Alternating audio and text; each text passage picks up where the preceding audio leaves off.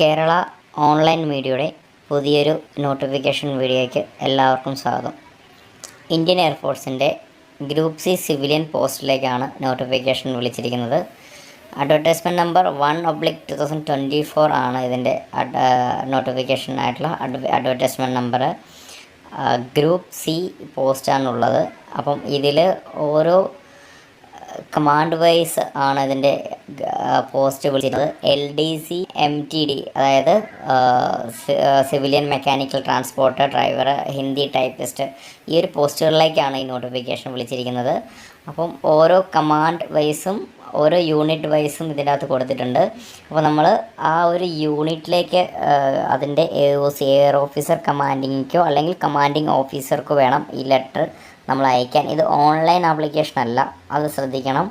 നമ്മൾ hard copy fill ചെയ്തിട്ട് വേണം നമ്മൾ എയർ ഓഫീസർ കമാൻഡിങ്ങിനോ അല്ലെങ്കിൽ COക്കോ കമാൻഡിങ് ഓഫീസർക്കോ അയക്കാൻ. അപ്പോൾ ഓരോ പോസ്റ്റിലും അതിൻ്റെ എൻവലപ്പിൻ്റെ ടോപ്പിലായിട്ട് application for the post for എന്തിനാണ് നിങ്ങൾ അയക്കുന്നതിന് അത് കൃത്യമായി മെൻഷൻ ചെയ്തിരിക്കണം. കൂടാതെ അത് ടു അഡ്രസ്സ്, ഇപ്പം സ്റ്റേഷൻ കമാൻഡർ ആണെങ്കിൽ station commander 14 basic repair report, അപ്പം അതിൻ്റെ കാര്യങ്ങൾ അതിലെഴുതണം. അതുപോലെ തന്നെ ഓരോ കമാൻഡ് ഉണ്ട്, ഓരോ കമാൻഡ് വൈസും വേക്കൻസി ഉണ്ട്.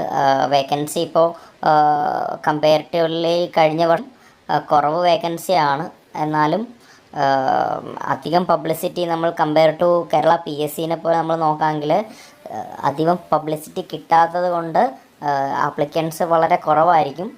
അപ്പോൾ അത് നമുക്കൊരു ബെനിഫിറ്റായിട്ട് എടുക്കാവുന്നതാണ്.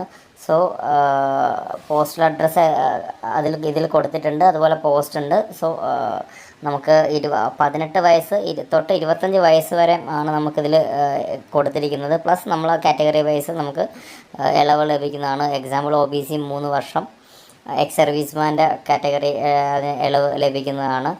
പിന്നെ ബാക്കി എൻ്റെ ക്രൈറ്റീരിയ ഇതിൽ കൊടുത്തിട്ടുണ്ട്. സിവിലിയൻ MTD, അതായത് ഡ്രൈവറിന് ഏതൊക്കെ എഡ്യൂക്കേഷൻ ക്വാളിഫിക്കേഷനാണ് വേണ്ടത്.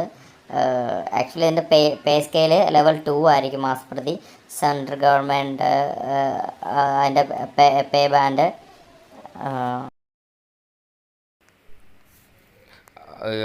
OBCക്ക് 3 ഇയറും അതുപോലെ തന്നെ SC/ST കാറ്റഗറിക്ക് 5 വർഷം വരെ ഇളവ് ലഭിക്കുന്നതാണ്. അപ്പോൾ നമ്മളിത് അയച്ചു കഴിഞ്ഞ ശേഷം നമ്മളിതിൻ്റെ ആപ്ലിക്കേഷൻ്റെ കോപ്പി ഞാൻ ഇതിൻ്റെ ലിങ്കിൽ കൊടുത്തേക്കാം, അവിടെ നിന്ന് നിങ്ങൾക്ക് ഡൗൺലോഡ് ചെയ്യുന്നതാണ്.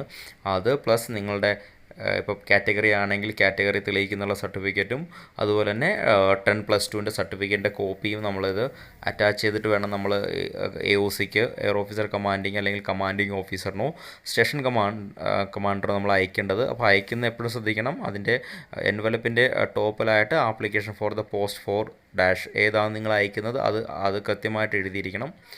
ഇത് അയച്ചു കഴിഞ്ഞിട്ട് നിങ്ങളെ ഒരു 1-2 മാസത്തിനുള്ളിൽ തിരിച്ച് നിങ്ങൾക്ക് നോട്ടിഫിക്കേഷൻ വരുന്നതാണ്. നിങ്ങളുടെ ഇതിൽ തന്നെ ആയിരിക്കും, നിങ്ങൾ അയക്കുന്ന ആ ലെറ്ററിൽ തന്നെ ആയിരിക്കും നിങ്ങൾക്ക് തിരിച്ച് വരുന്നത്.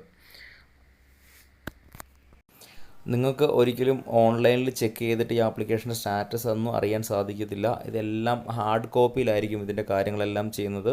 നമ്മൾ ആപ്ലിക്കേഷൻ കൊടുത്തു കഴിഞ്ഞിട്ട് ഒരു 2-3 മന്തിനുള്ളിൽ നിങ്ങൾക്ക് അതിൻ്റെ കൺഫർമേഷൻ വരും. ഏകദേശം 2024 ലാസ്റ്റിലോടെ തന്നെ ഇതിൻ്റെ എക്സാം ഉണ്ടായിരിക്കുന്നതാണ്. നമ്മൾ ഈ ആപ്ലിക്കേഷൻ കൊടുക്കുമ്പോൾ തന്നെ ഫോർ ഒഫീഷ്യൽ റെക്കോർഡ് ഓൺലി എന്നുള്ള എഴുതിയിരിക്കുന്നതിൽ തന്നെ നമ്മുടെ ഫോട്ടോയും ഡീറ്റെയിൽസ് എല്ലാം ഫില്ല് ചെയ്തിട്ട് വേണം കൊടുക്കാൻ. സോ അത് അവർ അക്നോളജ് ചെയ്ത് നമുക്ക് തിരിച്ചയക്കുന്നതാണ്.